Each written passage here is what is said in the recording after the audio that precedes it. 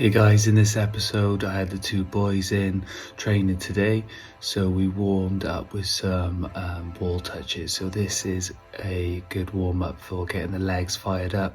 Got the legs, squeezing the ball to make sure with it we're using our core, our adductors. This one we've got the anchoring ourselves down, using the ball and then trying to touch the wall with our feet. It's a good movement prep, ready for some squats and some Z press. So I like to do some bits and pieces like this before we get warm, just to fire the core up, fire the abs up, fire the legs up. Next thing, we got into some jumps, so some light springy movements, just trying to be springy and then flick from one side to the other. Nice and light, nice and easy to start with. Been really focusing on a lot of plyometric movements. I think they're absolutely key for performance, key for life. I heard that plyometrics is the key to the fountain of youth, and I was like, oh, what does that mean?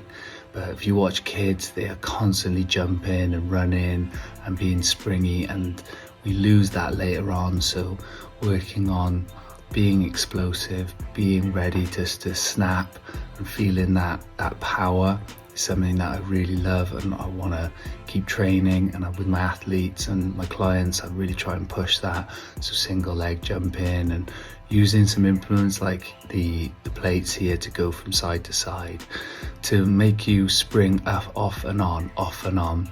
Sort of like jumping over a curb or something like that. So if you're going out for a run and having your partner in front of you like that, to be able to jump from side to side and watch you mate, gives you that bit of competitiveness as well. Next up, we were doing some pin zombie squats, so zombies, getting those arms out in front.